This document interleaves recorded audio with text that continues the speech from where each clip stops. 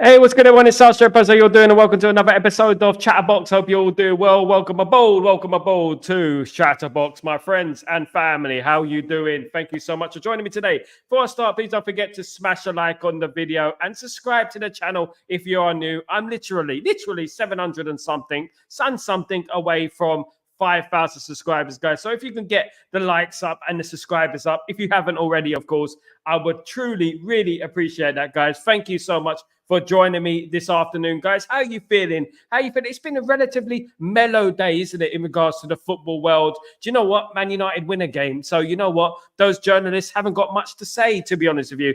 You know what? I was thinking of putting out a little GoFundMe page for those journalists, who are looking forward to our downfall. Because that's what they are at the end of the day. They only thrive when we lose, because it sells newspapers, it sells likes, it sells subscribers, it sells clicks, basically. So you know what? Man United won the game. So that's probably why it's been very, very quiet. Now, today I've got an interesting show, guys. I've sort of put together my best team from the last 30 years. I mean, I've been supporting Man United for nearly 40 years. So I've rounded it off to about 30 years. So about 1990. I've put there. So 34, 35 years, right? I've put my best team forward. And I'm looking forward to showing you guys what I feel is my greatest team. My greatest team since relatively I've been a Man United fan, of course, guys. Let me know what you think. I hope you're all doing well. Welcome to Stratford Post, of course, guys. Thank you so much for joining me. Sayonara. Nah, I'm only joking. Guys, please don't forget to smash a like. Now, let's get straight into it. I'm going to get straight into it, and I want to know your opinions. Your opinions what matter the most, of course, to me, of course, guys. So just let me know and be honest. Be honest as well, guys. Be honest. How you doing, Zaid? How you doing? Hope you're doing well. I hope everything is fine with you, my friend. Thank you so much for joining me today. Hope everything is cool. Hope you're good, my friend. Hope you're good. Hope you're good. Look, you know what? I'm going to wait for some more people to come in, you know what? Because it is a very interesting show today in regards to the players that I'm going to pick as my greatest 11 since, let's say, 1990, guys. So let's get straight into it. I'm going to get straight into it right now. Shall we? Should we get straight into it right now? I think we better. I think we better, isn't it? I think we better. Now, I'm going to start off with the goalkeeper, guys, right? I'm going to start off with the goalkeeper. And you know what? There's no surprises, right? In regards to the goalkeepers, we got three contenders who can be the best goalkeeper in the last 30 years. That is obviously Peter Schmeichel, that is Van der Sar, and that is David De Gea at the end of that. Those are the main contenders who can be in contention for our best goalkeeper in the last 30 years. But you know what? It's no competition, really. If for me, it's no competition what the new goalkeeper is, who the goalkeeper is of the last 30 years. I don't know about you, but you know what? I think you all know who the new goalkeeper is. Can you guess who not the new goalkeeper, should I say, the goalkeeper of the last 30 years is going to be? Can you guess who it is? Can you actually fathom a guess who the best goalkeeper of the last 30 years is? Well, you're going to have to guess. You have to be quicker than that. There it is. Peter Schmeichel is my favorite goalkeeper, the best goalkeeper in history, in my opinion. He is the best goalkeeper in history. Peter Schmeichel, look, the thing with Peter Schmeichel, right? He saved us many times, and he actually won us games single-handedly. I don't know any other goalkeeper who has won us games quite like he has. Title deciders, he stood up. When it came to the big games, he stood up and he was there to be counted. Even in the Champions League final, he saved us a number of times. We could have went 2-0 down. He would have done if it wasn't for Peter Schmeichel, of course, guys. Peter Schmeichel, during that treble-winning season, saved us a number of times. I'm thinking back to the Inter Milan game, of course, guys. The Inter Milan game where he saved that shot against that header from Zamorano. Do you remember that? And you know what? For me, he's the greatest goalkeeper of all time. I don't think there's anyone who comes close to Peter Schmeichel, in my opinion. And only Van der Sar can really challenge him in regards to his ability. But Schmeichel was just something different.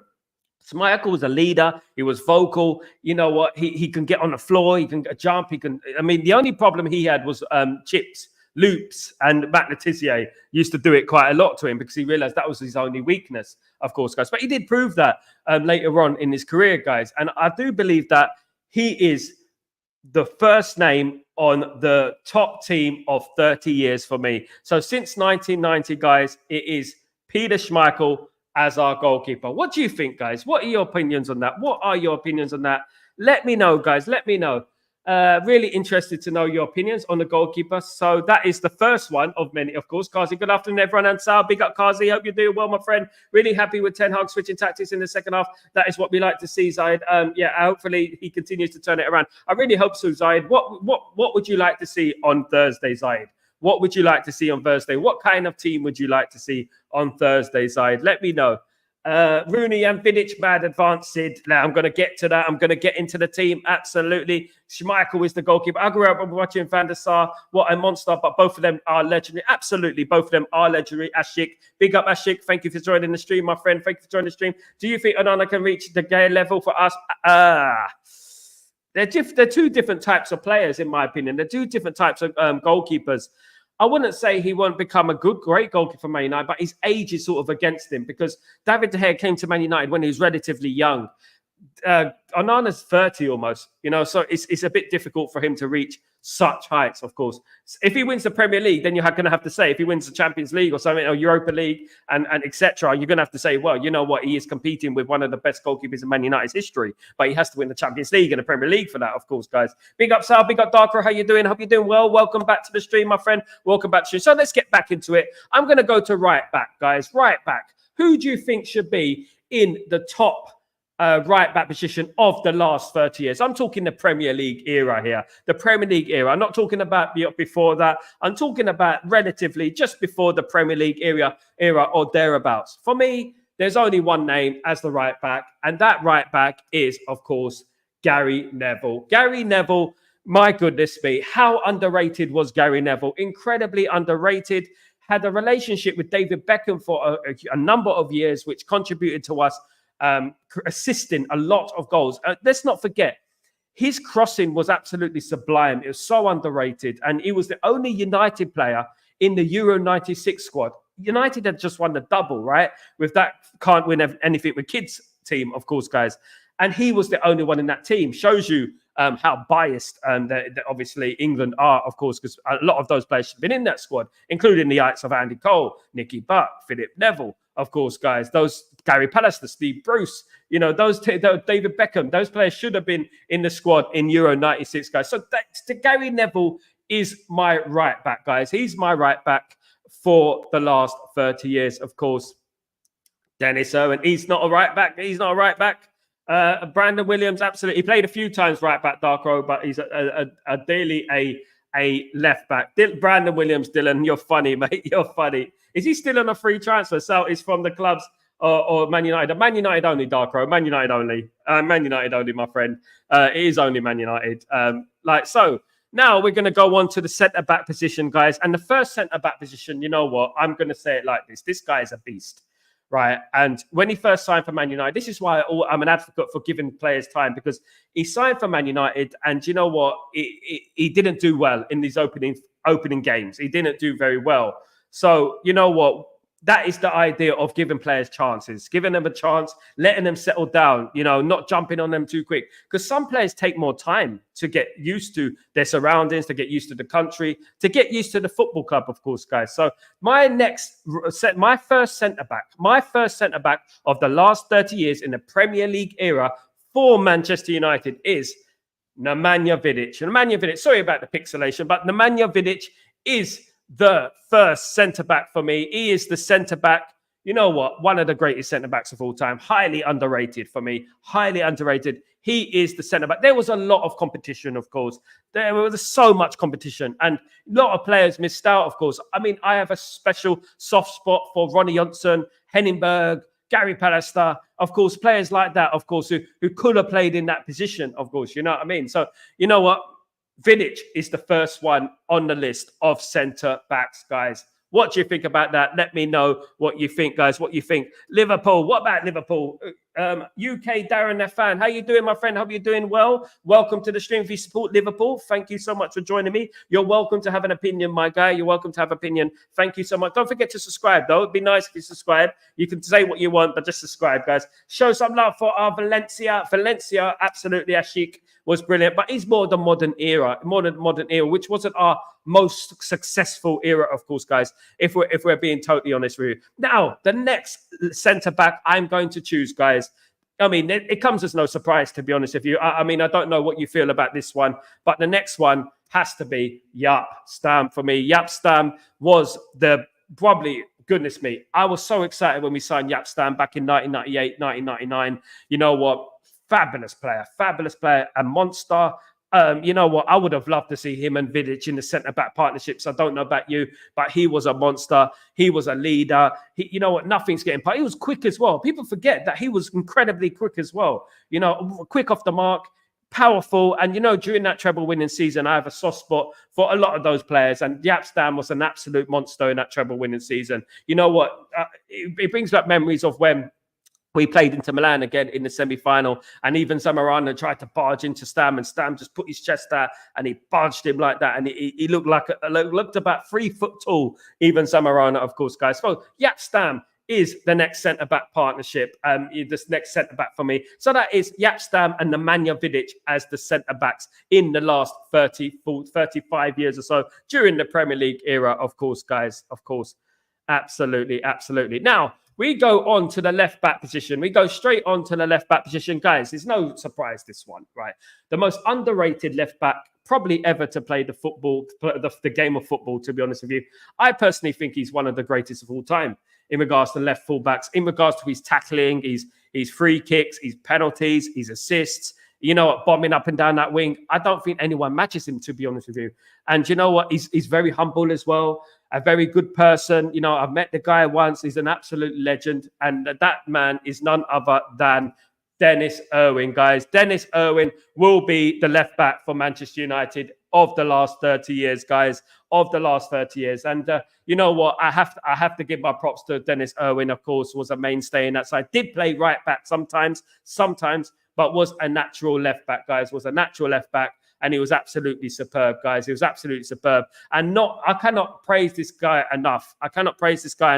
In regards to his attitude, in regards to implementation, and everything about him was absolutely superb, guys, if I'm being honest with you. Let's see some of your comments. Don't support that crap, Sal. Well, you said Liverpool. I don't know why you were saying Liverpool. That's why. Big up UK Darren fan, though. Big up hate loser Paul. Good man. I agree. Dylan Ashley Young. Come on, Dylan. Come on. You can do better than that, mate. Now, we're going to go on to the centre midfield. CDM, defensive midfielder, the pivot, of course, guys. So I'm going to give it a single pivot, right? And that single pivot, of course, there's no other man that can play in that position other than Roy Keane, of course, guys. Roy Keane, probably the best CDM of all time, especially in particular in the Premier League. Better than Vieira, subject to other people, what they say on the media, etc. A leader, an inspiration. I mean, we bring up that game against Juventus. It weren't just that game against Juventus. He backed his players up when they were in a corner. He backed his players up. And one thing about Roy Keane which gets forgotten about is during the 1998-99 season, obviously David Beckham got sent off in the World Cup in 1998. He was one of the main people who backed David Beckham up on the pitch. Players were targeting David Beckham, giving him two-footed challenges, etc. But it was Roy Keane. It was Roy Keane who was the one backing him all the way to the end. And that was a captain. I think our greatest captain of all time, if I'm being totally honest with you guys, our greatest captain of all time. Now, who's going to play alongside Roy Keane? I mean, this is obvious. I mean, you've got to look none other than the most successful midfield attacking player of all time, in my opinion. Better than Gerrard, better than Lampard. You know, these overrated players that, you know what, had nothing on this guy. And this guy is Paul Scholes, guys. Paul Scholes was the best English midfielder of all time, in my opinion. Right, along with Bobby Charlton, player Brian Robson. Of course, there were a number of names I can put in there. You know, I think Scholes just tops the bunch, in my opinion. Brian Robson was absolutely fantastic. But in the last 30 years, let's say 1990, Brian Robson was coming towards the end of his career. So I'm going by at their peak. I saw Brian Robson at the end of his career, the latter stages of his career, late 80s, early 90s. And you know what? Brian Robson was a fantastic player, of course. But I'm going for Paul Scholes simply because where he brought us to, the levels he brought us to, the treble, of course, and winning title after title. And obviously, not only playing in the 1999 final, played in the 2008 final as well. Brilliant player, calm and collected. When you need a penalty as well, Paul Scholes is there for you guys, of course, guys, absolutely. Now, we're going to go to the right position, the right-hand position, right? And there's only one man who can play on the right-hand side of Manchester United. He's got the best dead ball. He's the best dead ball player I've ever seen in my life. And you know what? There is a lot I've seen, to be honest with you. He's got character. He's a captain. He's a Leytonstone lad, is like me as well, of course, guys. So I'm going to go with, obviously, David Beckham. David Beckham on the right-hand side of that team, of my greatest team in the last 30 years, guys. It is David Beckham for me. I felt like he's dead balled. I mean, without David Beckham, we win no treble. It's as simple as that. His crosses were instrumental in us winning that treble that season. And you know what? We could do with some of his crosses these days, you know, just whipping it into the box. We would score a lot more goals. He's highly underrated, very, very underrated, of course. You know, some from our own fan base, which is disappointing, but an absolute gem of a player, an absolute wonder of a right foot as well. Wonder of a right foot as well. Brilliant, brilliant player, in my opinion, guys. In my opinion. Glory, Man United. Big up, UK Darren fan. Thank you so much for joining me today, my friend. Don't forget to subscribe to the channel. Don't forget to subscribe, my friend. Thank you, mate.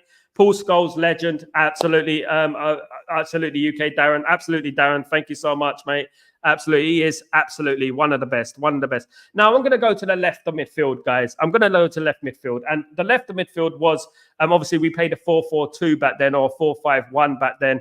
But this is like a 4-1-1-3 kind of formation, of course, guys. So I'm gonna give you my left winger now. And you know what? Probably my GOAT of all time. My GOAT of all time is Ronaldo. Ronaldo obviously started his career at Manchester United very slowly, to be honest with you. Obviously had braces, was like a bit of a quiet lad, you know, and he's known as the one-trick pony, the one who used to do the step-overs until he started maturing and until he started scoring goals, scoring 60, 70 goals, obviously a season for Real Madrid, becoming the greatest player of all time. And Man United, he scored 40 goals from the wing one season. So you cannot look any further than Cristiano Ronaldo. His appearance in the 2008 final for us and his leadership was instrumental in us winning that final. I know he missed a penalty during that game, but that header, leaping high up like a tower to bury it into the corner against Chelsea, was absolutely fantastic. And he was contributing to us winning 3 titles in a row during that period. And you know what? One of our most successful teams. Forming a partnership with Tevez, Rooney, and himself, it was literally unstoppable. You know, we had so much talent there. We also had Louis Saha as well on the bench. We had so much talent there. And Cristiano Ronaldo will play on the left, guys, in my opinion. He will be on the left of that team. Don't forget to do the bench, Sal. Absolutely. Look, I haven't done the bench yet, but I'm going to tell you anyway what my bench would be. Absolutely. Now, the next player, and I'm going to play him in a number 10 kind of false number 9 position because I believe he's very, very good there. All right. And you know what? One of the greatest of all time. Our greatest goal scorer, of course, and that is Wayne Rooney. Wayne Rooney as the number 10, false number 9 kind of player. You know what? Him, Scholes, Keane, you know what? Unbelievable. That would be unbelievable. Wayne Rooney is an league on his own when it comes to goal scoring, especially when he broke through the scene in 2003, 2004. Everything that left his foot seemed to end up in the back of the net. Some people underrate Wayne Rooney and his influence on the Man United team, especially complimenting the likes of Ronaldo and Tevez during that season when we won the Champions League and Premier League double, of course, guys.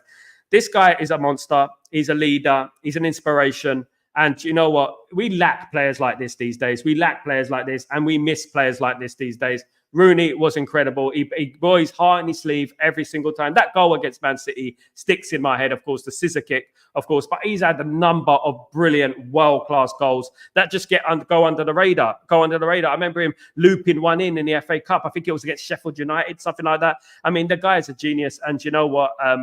Brilliant. And that goal against Newcastle as well, when he hit it on the volley. Now, the striker that I'm going to pick to play up front for Manchester United, the number 9 that I'm going to pick to play up front. Now, there was so much choice, guys. There was so much choice to pick from. Of course, there's a lot of players that I've missed out of, obviously, because I can't pick a team of 50 players, of course, guys. But the next player that I'm going to pick in my 11, and the reason I picked this player, I'll tell you why. It's because during the class of 92, when they broke through the team, there was only one man who nurtured those players, right? There was Sir Alex Ferguson, but on that pitch, right, he played in the reserves for a little while. And he nurtured a lot of those players. A lot of those players' success was down to this one man, right? Forget what happened. Forget the controversies. The guy is obviously, guys, Eric Cantona. And the reason I pick Eric Cantona, of course, there's many reasons, right? He was the difference maker in us winning our first title, right? He was the difference maker. And let's not forget, we could have had Ruud van Nistelrooy, Andy Cole, Dwight York, Bart Hughes. We could have had all those players in that team, Tevez, and stuff. But Tevez ruined his obviously legacy. Eric Cantona, because of who he was, we don't call him the king for no reason. Because of who he was a leader. He was an influence. He was an inspiration, especially when he had that ban, when he come through, kicked the Crystal Palace fan, of course, sticking up for his honor. He was just a leader and an inspiration. And you know what? Big part of our success was down to Eric Cantona. Unfortunately, retired very early at the age, I think it was 29, 30 years old. And in 1997, of course, we reached the semi-final of the Champions League and we just missed out against Borussia Dortmund. Of course, it was a young team, but Cantona did play well and there was a couple of chances for him. And maybe he was just feeling the strain and he lost the love for football, as he said. But Eric Cantona is the last player in my 11 from the last 30 years, guys. I'd love to know your opinions about this team. I'd love to know your opinions. If you have any differences, that is the team, of course, guys.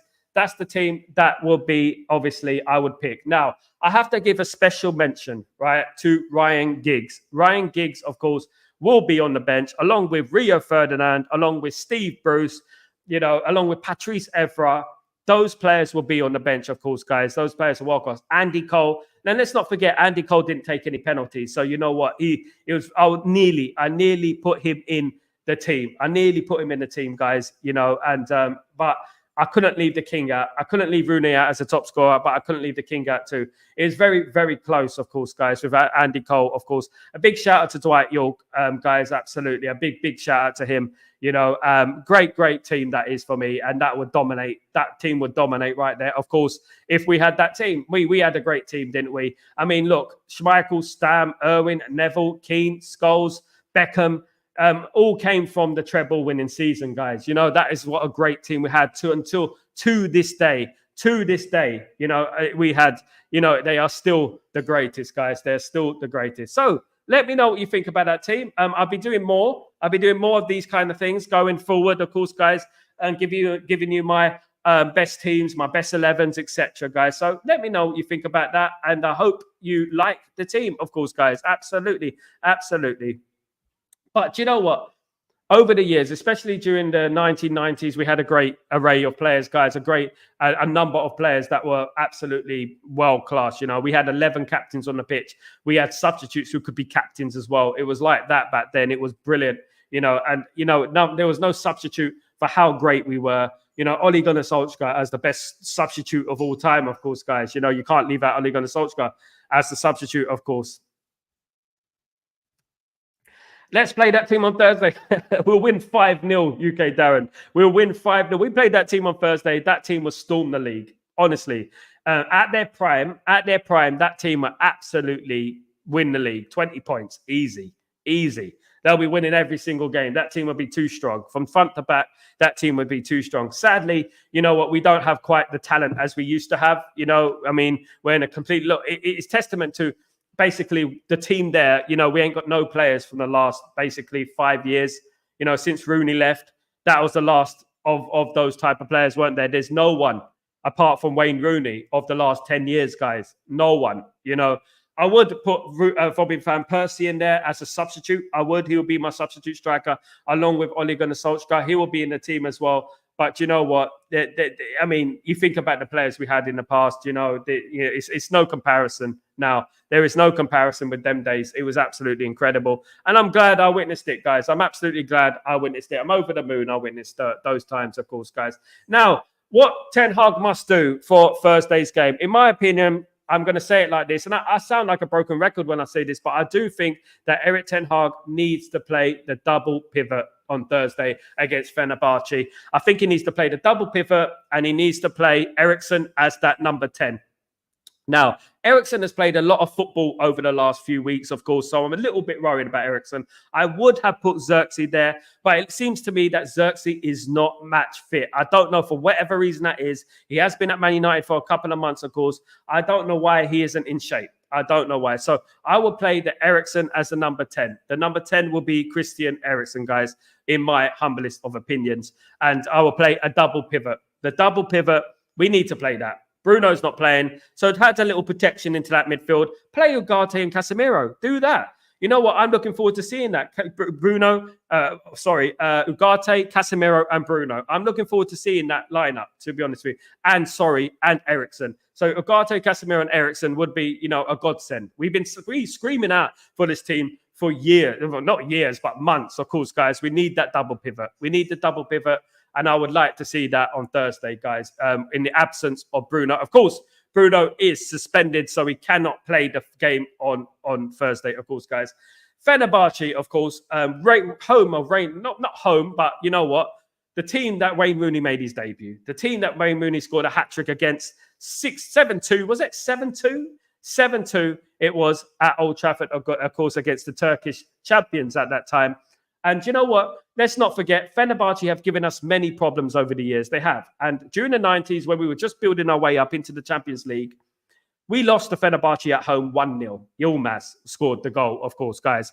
And Fenerbahce do have a decent record when it comes to Manchester United, of course, guys. So, you know what? They're not as bad as people think. This season, they're not doing as well. They are fourth position behind the likes of Besiktas, Samsunspor, and Galatasaray, of course, guys. So they're not up there in the top of the league, but it is only 6-7 games of the league season. So obviously, I'm not going to get overly and critical of them at the moment. But you know what? If we win that game on Thursday, it will signify a different dawn in regards, a new dawn for Manchester United, because that would be 2 games won in a row, and we would have won in a hostile stadium, a hostile stadium. It'd be great to win in a hostile stadium, because we did fold last season against Galatasaray. We had that game in our hand. A couple of times we had that game in our hands, but we threw the game away. Of course, Onana had a game to forget.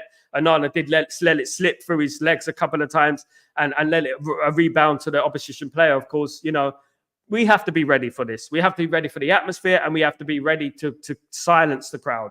That is what is most important. The first 20 minutes, it's going to be difficult. So we have to silence the crowd, guys. It's very important we do that. And you know what? We have to be confident. We have to be solid, and we have to keep our shape. And when it's time to break, then we break. Guys, I'm doing my match preview on Wednesday. On Wednesday for Chatterbox, I'm doing my match preview for the Fenerbahce game. Don't forget to miss it. I picked my team, what I feel that Erik ten Hag will pick. I personally believe it'll be the same team apart from Bruno. I think we'll move Eriksen into the number 10, bring in Ugarte as that pivot. So it's a double pivot, guys. I would do that, of course, guys. Absolutely. So, guys, it is a big week, of course, guys, a massive week. And you know what?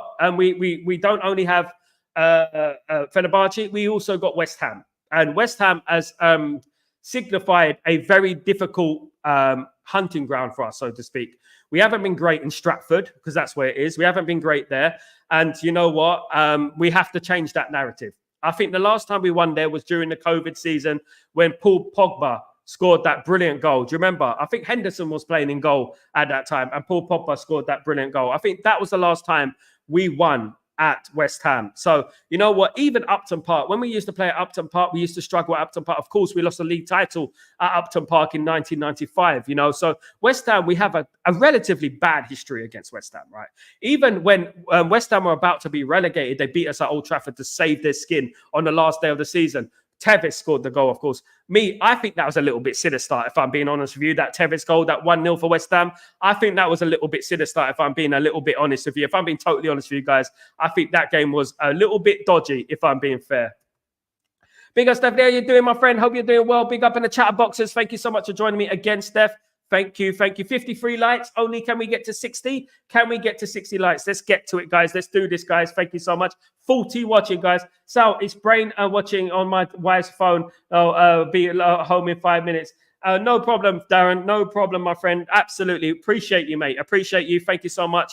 Don't forget to click a subscription, though. Subscribe to the channel and spread it around, guys, because this is the place to be. is Stretford Post, so guys. Absolutely. Good day, Sanjay. How you doing, my friend? Hope you're doing well. Welcome back to Stretford Post. You legend. Thank you so much for joining me. Thank you very much, guys. And thank you, everyone who's joined me this evening. Of course, I hope you liked my 11 of the last 30 years, 1990 to 2025 almost, kind of, isn't it? I hope you enjoyed it. And you know what? I'm going to be doing a lot of those teams, of course, as well. You know, I'm going to be doing one of all time. So that's going to be very interesting as well, guys. And it's going to be a little bit difficult for the newcomers to Manchester United to understand.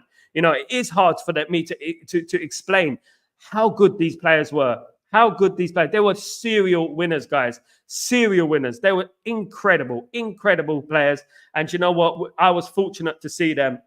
And I hope that one day you guys who are the newcomers to Man United will see the same, something similar. I don't think it'll ever be matched what we did. I don't think Man City's treble counts. I don't think it will ever be matched what we did, especially with the kids, and we won it with kids, of course, guys. Absolutely. So I don't think that'll ever be matched, in my opinion, of course. Hello, Sanjay. Big up, Sanjay, of course. Big up. Now, let's go into some of the transfer news, guys. We've got some transfer news coming up, guys. Of course, Man United are always after someone these days, of course, guys.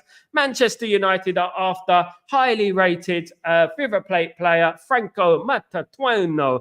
I mean, I said this, and I'm going to bring it in. I'm not going to be smug about it, but I did say this weeks ago, months ago, if not, about this player, if you look back at my thing. But now it's being reported on various respected outlets. No, I'm not just a pretty face at the end of the day. You know what? You got to say that, haven't you? You got to say that. You know what I mean? I'm not just a pretty face. I do get things right. You know what I mean? So Manchester United are among the clubs following 17-year-old River Plate talent Franco Matatuano. So I said this months ago. And you know what? Man United are in for these type of players. I like these type of players because you know what? It's the element of unknown. It's the element of unknown, isn't it? You're delving into the unknown, so to speak. You know, when you're going after these South American players, Real Madrid do it a lot. You know, Benfica do it a lot. Ajax do it a lot. I think we need to take advantage of the South American market, if I'm being totally honest with you. And I think this is would be a great signing for Man United. Only 17 years old, going on 18. A brilliant player, a brilliant prospect, of course, guys. A brilliant prospect. Another player that we are after is Genoa player Morten Frundrup, of course, guys, which is the Danish player, of course. Another one, you know what, who is young, who is decent, you know, could be another one on the conveyor belt of young players to come to Manchester United. Man United are doing this quite a lot. You're going to have to get used to this because Man United are going to sign a lot of young players. We're not going to sign the ready-made product all the time. We will sometimes, but we will also sign these type of players who have potential, whose ceiling is still there to be reached, so to speak. So Morten Frundrup, you know, is a good player. I believe that. I mean, I've looked up these players, and they are quite good, you know, in regards to the future. Looking at the future, of course, guys. If we, because that is what we're doing. But that is what we're doing. So if you're going to talk about Morten Frundrup, basically, he's 23 years old, guys, and he's basically likened to N'Golo Conte. So N'Golo Conte, if you're going to think about Morten Frundrup, you think about N'Golo Conte. He's a defensive midfielder who plays for Genoa, who could be coming to Man United next season. Obviously, he's 23. He's not exactly a kid, but he is in that young, obviously, side of things, isn't he, guys? So that is Morten Frundrup, of course, guys. Now, another bit of news. There is currently no contacts ongoing between Manchester United, the board, Christian Eriksen, over a new contract. He is likely to leave the club on a free agent in the summer. What do you guys think about this? I mean, Christian Eriksen has a great season this season, relatively, you know, but obviously we have to have high standards. Do you think it's time we cut ties with Eriksen? Would you give him a new contract? Personally, and I'll be honest with you guys, I wouldn't give him a new contract. This is coming from Fabrizio Romano, that there's no contracts ongoing. Of course, that can change. Of course, it can change. But I wouldn't give him another contract, in my opinion. I think this should be his last season. I think we've given him this season. He was going to be sold in the summer. I think we should cut ties with Eriksen. But fair play to Eriksen, a great professional, of course, a brilliant professional. And he's been brilliant for us this season. One of the bright sparks of our season, of course, guys. So the one thing about it is that Manchester United are making moves. They are still moving. They are still talking to players out there. They are still looking at players, despite it being the window being closed at the moment. But you know what? That shows me that they're preparing for the next window. They're preparing for January. They're preparing for obviously the summer as well. Christopher Favell, obviously, who was employed for the transfers, is still at Manchester United, and he's looking like staying during the winter as well, the January transfer window as well. So, you know what? Things could happen in January. We might get a couple of loans in there. There might be a couple of loans that happen. So, you know what? Look, keep an eye out for it. Man United are interested in a lot of players, but not the players that you're expecting. We're looking at players for the future. That is the whole Ineos regime right now. That is their mentality and their philosophy right now. They want to look at players who are going to be fit us great in the future, guys. Big up, everyone. Big up, of course. Morton's supposed to be the next country. Yes. You read me like a book, Steph. You read me like a book. I'd rather keep Eriksen than Shaw if there was a choice. Yes, I would, Stephanie. Absolutely. I'd rather keep anyone rather than Eriksen at the moment. I would, rather than Shaw at the moment. I would, because Luke Shaw is obviously not really interested in playing football for Manchester United.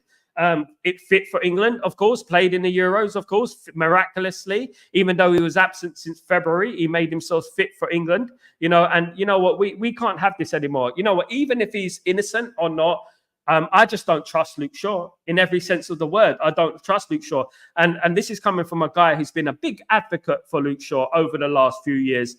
I've been a big supporter of Luke Shaw. And to be honest with you guys, he's let me down a little bit if I'm talking about, last few years in regards to not playing football. When we needed him, he was never there. He wasn't there. And we needed him many times. We've needed him. And you know what? He's never been there for us. And you know what? I'm not interested in him anymore. And I feel like we should move on. I feel like we should move on from Luke Shaw. Of course, guys, I would say that, with a heavy heart, of course, with a heavy heart. But I would say that Luke Shaw needs to be gone. He needs to be gone, and his contract shouldn't be renewed. And neither should Tyrone Malacia. Tyrone Malacia, of course, rehabilitation. I keep seeing the guy on treadmills. I want to see that guy running on the football pitch. I want to stop seeing him on treadmills, for goodness sake. Do you know what I mean? As I said, the only good thing about Tyrone Malacia is his teeth. He has very nice teeth. That's all I can say. But you know what? You don't win titles with nice teeth. Craig Burley obviously didn't win a title. He did have bad teeth, but you know what? He did have the central line going through his teeth and all that. But let's not talk about Craig Burley. But you know what? He has nice teeth, but teeth don't bring you success.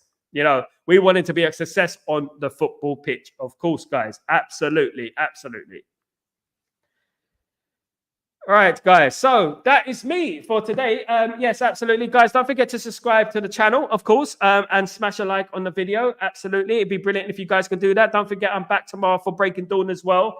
Guys, you know what? There's lots of things going on this week. Man United are playing. It is a huge game against Fenerbahce, of course.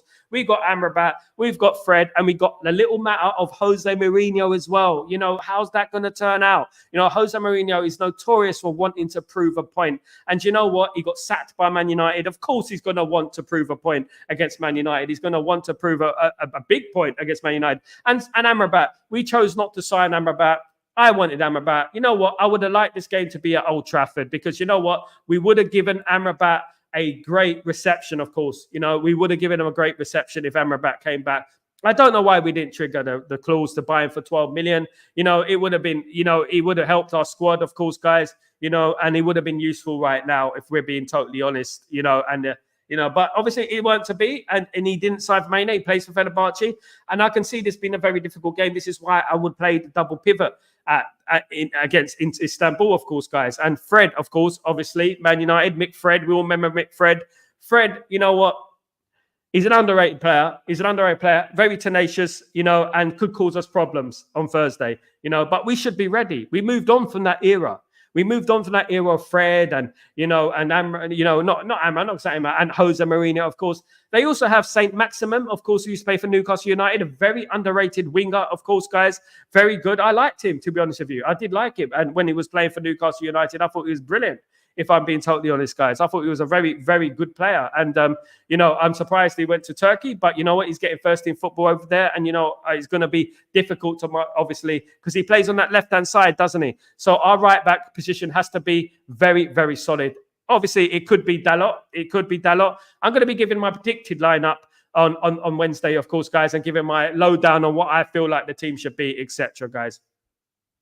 Stephanie, thank you so much, legend. Thank you. Like and subscribe. Please don't forget to like and subscribe the channel, guys. Amrabat was instrumental in the saying. Absolutely, Stephanie. It was, and I felt like it was unfairly treated, in my opinion. I really do. But this is testament to the way we've been run over the years, isn't it? We're a little bit disrespectful. The way that David De Gea left the football club as well, a little bit disrespectful, wasn't it? And we have to move on from that, now. And hopefully we have improved since those days. I mean, we have to give Ineos a chance. Of course, it has only been a couple of months. Let's not forget, it has only been a couple of months.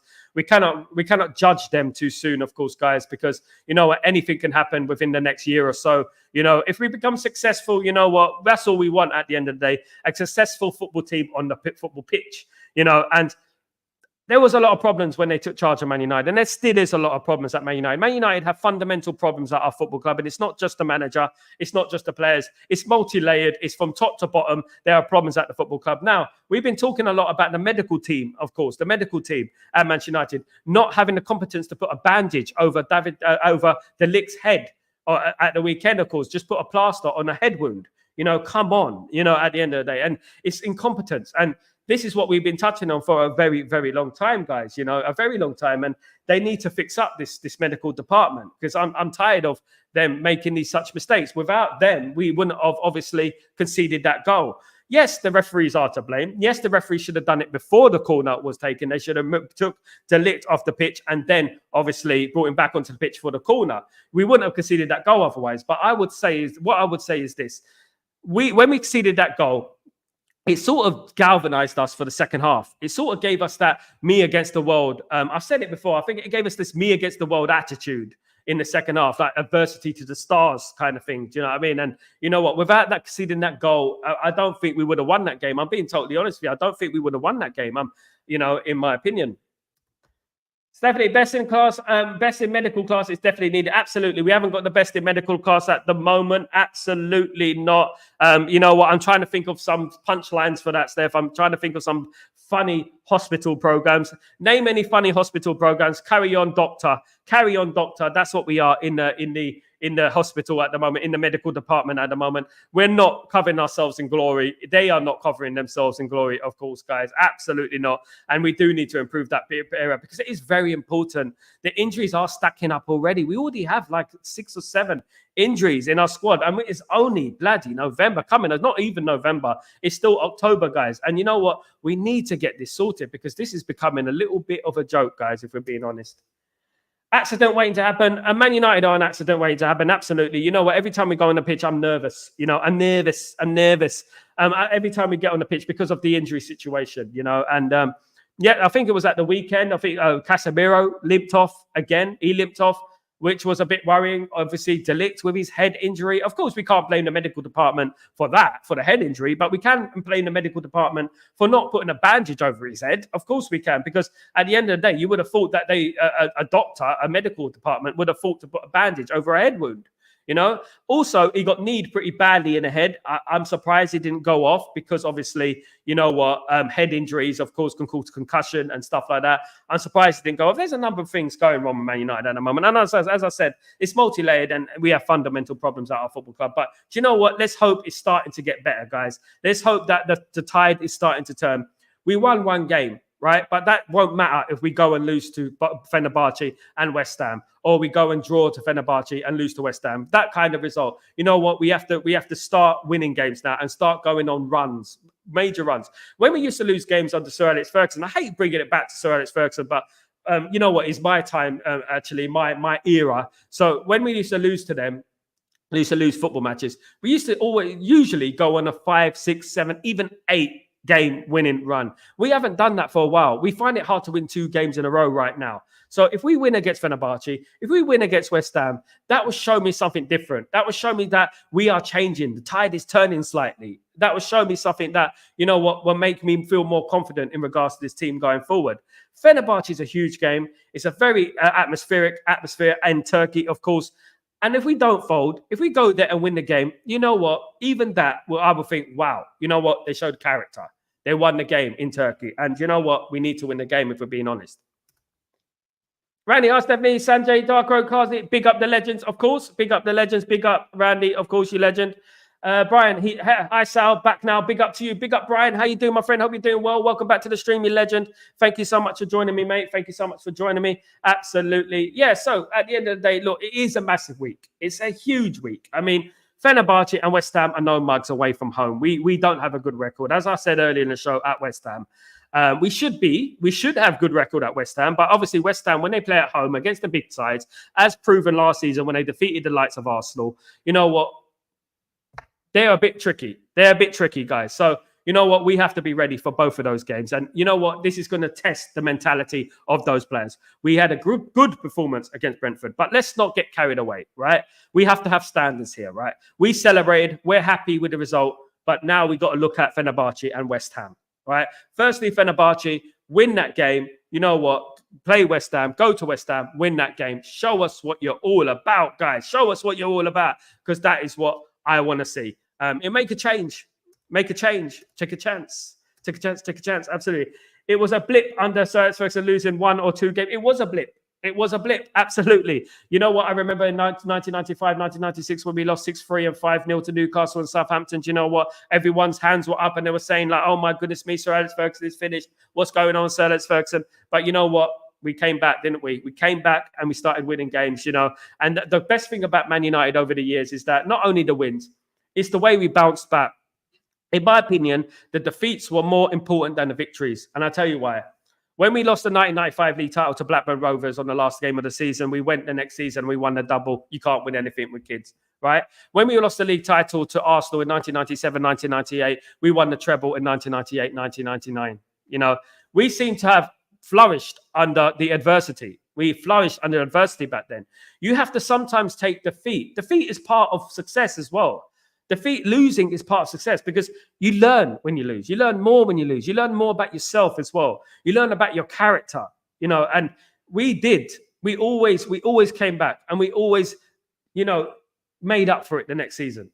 You know, yes, Sir Alex Ferguson will bring in 1 or 2 players there to keep the players on their toes. 95, 96, of course, we did sell a lot, got rid of a lot of players, of course, which was very worrying, but still we came back with kids and won the game. I think the pivotal moment that I realized that Sir Alex Ferguson is a genius, right? I knew he was anyway, but we beat Blackburn Rovers and Beckham scored a goal, right? He curled it into the top corner. We lost the first opening games of the season. You can't win anything with kids. And then we beat a good Blackburn team 2-1, you know, and Beckham curled it into the corner, and it was a brilliant goal. You know, and I thought, you know what, we've beaten Blackburn, you know, because Blackburn were obviously the champions in 1995. And I thought, wow, you know what, we've proven to ourselves that we can beat everyone. We can beat them now with this team, this new team, you know, this is a new team, you know, and that was what was encouraging, of course. We need to start winning by 2 clear goals, but settle for any win. Absolutely, Stephanie. It is about the win, of course, but I do get what you mean. We do need to start scoring some more goals and winning games a little bit more comfortably. 2-0, 3-1, 4-1, 4-2, 5-3, whatever. Just score goals and win a game comfortably. We're tired of this nervousness, the nervousness. Of course, we had it on Saturday as well. It wasn't easy. You know, we went 1-0 down, you know, and then we're 2-1 up, and then we were 2-1 up for a while, and we didn't get the third. So, you know what, anything could have happened. They could have equalized, of course, guys. So that could have been an issue. Stephanie, West Ham always raised the game. They raised the game against all the big clubs, of course, and especially Manchester United. If you know what they're like, the history between, they've cost us 2 league titles. West Ham have cost us 2 league titles, guys. They know what they're doing. They mug their own fans off. They mug their own fans off. They're mugging themselves at the end of the day. Don't mug yourself. Don't mug yourself. So I'm an inner, but I do respect and appreciate the outers, even if they can be toxic at times. They can do pressure on the club. You know what? I appreciate everyone. This is democracy. You can have your opinion, right? The problem I don't like is people who are not interested in Manchester United. They're interested in their opinion. They're not interested in success. I don't like people who want Man United to lose so that it proves a point. That is what I don't. And I've seen a lot of that in the fan base, of course, guys. And you know what? I don't believe you should ever want your football team to lose. Never want your football team to lose. Regardless what you think about the manager, whether you're Eric Ten Hag in, Eric Ten Hag out, you never want your football club to lose, guys. Never. Absolutely not. That's the last thing you want to do, you know? Unless it's like the last game of the season. We're already in the Champions League. We're playing Liverpool. Liverpool have to win the league. Something like that. Maybe. Even then, I don't want us to lose. But you know what? When I think about football, I think about fairness and professionalism. When I spoke about 1995, let's not forget Liverpool won their game against Blackburn, right? They won their game against Blackburn. So all we needed was a goal and we would have won the league. And it would have been because of Liverpool that we won the league. It's all about professionalism as well. Never want my team to lose. Absolutely not. We need to win on Thursday. Got to stop giving away 2-goal leads. Absolutely, Brian. You know what? We need to stop folding in the pressure. Under pressure. It's going to be a pressure atmosphere and we need to stop folding. We need to show courage and we need to show good mentality on Thursday, guys. Big up Kenny. Big up Kenny, my friend. Hope you're doing well. Big up, of course. Big up Stephanie, Kenny, and Randy. Big up everyone. Big up Sal. Hi, Kamal.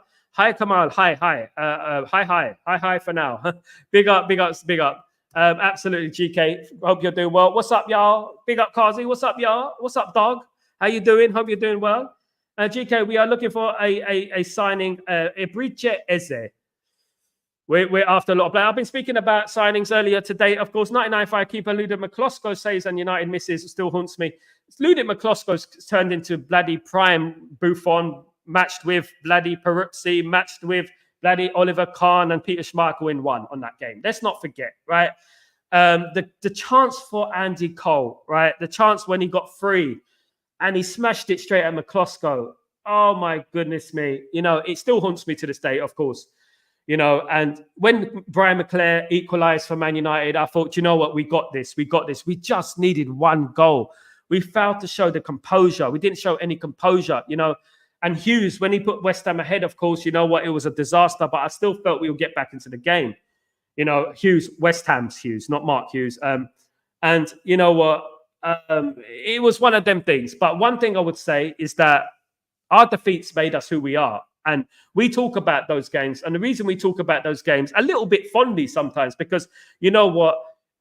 We came back after that season and obviously won the double. We got rid of a few players, of course, and brought in the young players. And if we didn't lose to West Ham, if we didn't draw to West Ham, should I say, and Blackburn didn't win the league, right? Would we have brought through the youngsters? It's one to think about. It is. It's one to think about. Would we have brought through the youngsters? In 1995, if we beat West Ham and we won the league, right, would we have brought through the class of 92? What do you think? Big up, Kazi. Big up, you guys. Absolutely. 56 likes. Come on, guys. Let's get to 60 before the end. Is it nearly the end of the show? Absolutely. Saturday's game had everything, the good, the bad, and the ugly. Yes, it did. Big up, obviously, Delict, which was ugly. That was an ugly challenge on Delict, I felt. Big up, Kazi. Big up, of course. Do you think that Eric Ten Hag can beat Arsenal, Chelsea, City, Liverpool? Yes, they can. He can. Whether he will, I don't know. But we can beat Arsenal, we can beat Chelsea, and we can beat Liverpool. Of course, I absolutely believe that. I think we can. I believe we can if we pick the right team. And you know what? Why not? We have to aim high. We have to aim for the stars and land on the moon. If we aim for the clouds, we land in the mud. That's what we need to do. Aim high. And we lost the FA Cup final that year as well. A week later, Steph, and we lost 1-0 to Everton. What a week, and Ride Out, we lost the ball in midfield. I'll never forget it, and then Ride Out scored the goal. It was a calamity. And you know what? I still felt we'd get back into the game, but you know what? We lost the game. Everton made a song, All Together Now. You remember it? And you know what? It was a bad season, a bad day at the office for that season. But a bad season. We reached the final of the FA Cup and came second in the league, losing the league by a point. Was it a bad season? Do you know what I mean? Nowadays, it would be a good season, wouldn't it, at the end of the day? But back then, it was bad. It was bad, And we went the next season, and obviously, we won the double, of course, guys, and brought through that team, which will ultimately win the treble, back then. Hi, Brian. Big up, Randy. Sliding doors moment. Absolutely. You know what? Umbrella effect, isn't it? I feel like I wouldn't change anything about Man United, right? Like in regards to that time, I wouldn't change anything what happened because that was actually an education. When we lost to Blackburn in the Premier League, you know what? It was like, we're not going to let that happen again. That's not going to happen again. Absolutely not. And we didn't let it happen again, did we? Apart from Arsenal winning the league. But that was a wake-up call as well, wasn't it? That gave us a slap around the face. If we won the league in 97, 98, would we have brought Dwight York and Jaap Stam and Jesper Blomqvist, those players? Would we have done that? Do you know what I mean? And, which were instrumental in us winning the title, of course, guys. Bounce back for the treble. Yeah, with the treble, absolutely, and that's what it's all about, And After that, when we won the league in 2003, we went on a bit of a barren run, 2004, 2005, of course, but we were building the team back then. And you know what? We bounced back then as well. I know it took us a couple of years, but we bounced back then as well. Won the league 3 times in a row, won the Champions League and Premier League double. You know, we always came back. We always came back. And we always believed that we would come back, because when we lost to Arsenal in 1997, 1998, if you watch the Arsenal when they beat us 1-0 at Old Trafford, they scored at Old Trafford for the first time, right? First goal at Old Trafford was Mark Overmars, guys. And you know what? When they scored that goal, you know what? We missed a number of chances in that game. And back then you say, well, we'll get them next time. We'll get him next time. And we did get him next time. And we knocked him out of the FA Cup, of course, the next year in the semi-final, of course, guys, with Ryan Giggs, that fantastic goal. That Schmeichel save, my goodness me. You know, I still get goosebumps from that Schmeichel save. I still think about that Schmeichel save to now, you know. Absolutely. Butterfly effect, Kazi. Absolutely. It is the butterfly effect. You know what? I wouldn't change anything about that period. I mean, perhaps I'll change the Barcelona results in the Champions League. I felt like we got it tactic. We were a little bit tactically naive. Unfortunately, in the second game against Barcelona, we had Darren Fletcher suspended after he got sent off against Arsenal. But you know what? I wouldn't change it for the world. I wouldn't change anything for the world apart from those Barcelona games, because I felt those games we didn't do ourselves justice. We showed them too much respect. We were naive in our tactics. We had Ryan Giggs in the midfield, of course.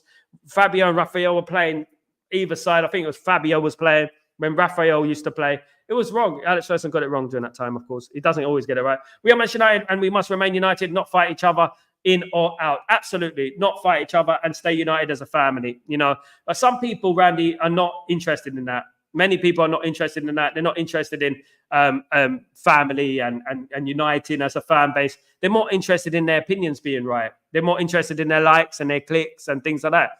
That's what they're interested in at the end of the day. And you know what? I hope that the fan base can unite, Randy. I really do. It's been a while since the fan base have united. Since when I used to go to Old Trafford in the 90s, there used to be a really good atmosphere there. It used to be a family atmosphere. Like everyone knew each other. It was fantastic. But now it's like toxic. There's like cults within the fan base, you know, cults, actual cults, player FC, manager FC, you know, manager out, manager in, you know, and it's disappointing, to be honest with you, because we're all in the same boat at the end of the day. We all want the same thing. We dream the same dream. We want the same thing, of course, guys. And, you know, it's disappointing now. It is disappointing that, you know, we're arguing amongst each other. The toxicity is growing, you know, but you know what will combat that? What will combat that is success on the football pitch. And I hope that we can bring success on the football pitch. We need it. We deserve it, guys. We deserve success. We're Manchester United. We should be challenging for the title, of course. Absolutely, Brian. Randy, we are old school fans. Yeah, I'm an old school fan as well. Well, relatively, not as old as you guys. Absolutely. I'm literally 40 years a fan. 40 years a fan. So you know what? Not quite as old as you guys, but you know what? Big up, you know, at the end of the day, we have seen it. I have been a Man United fan before we were successful. So that's where my positivity comes in. That's where, you know, because I've seen things change. I've seen the tide turn, you know. Hopefully we can do it again. I believe that things go around, you know, things do go around. Unless you're Preston North End, things do go around. And you know what? We will eventually get to where we want to go again. 2009 was Rome is one of them knew that Ronaldo was going to Real Madrid. Yeah, absolutely. He didn't like losing that game. Absolutely. That game, we fumbled it. We fumbled it, and we had a good chance. We started the game very well, and we had a good chance at the beginning. I think it was Ji-sung Park, you know, had a great chance. But then we conceded that silly goal from Samuel Etienne. It went under Van der Sar. It went under him. He should have saved it. You know, that's why Schmeichel in the big games was just, he was just, you know, absolutely. I was born in Jurassic Park. Oh, goodness me. Oh, Jurassic Park. If you were born in Jurassic Park was only released in, 1993? So you're right, Steph. You're right. Absolutely, you're right. Guys, it's been a brilliant show. Thank you so much for joining me today. I will be back tomorrow for Breaking Dawn, of course. Absolutely. And you know what? Can't wait to see you guys. Have a fantastic evening. Of course, it is the match week. Lots to come on this channel, guys. So keep it Stretford Post. Keep it Chatterbox. Keep it Breaking Dawn, guys. I saw Sky Sports chat and I saw an agenda against it. There is a big agenda against Erik ten Hag, mate. And you know, one thing I would say before I leave, guys, is that we have enemies. We have rivals. We have the media against us already. We don't need ourselves against us as well. You know, we should support our football team. That's what we should do, guys. Absolutely. Great show, everyone. Thank you, Steph. Thank you, everyone. Of course. Thank you, Annika. Big up, Randy. Of course. Big up the legend, of course. And shall see you tomorrow for Breaking Dawn. Don't miss it, guys. It's going to be a big show. Don't forget, 7 a.m. UK time, 8 a.m. Central European time, 10 a.m. Middle Eastern time, guys. Don't forget to join for it. Have a fabulous evening, guys. Whatever you're doing, guys, take it easy and don't stress too much. It can only get better. Peace.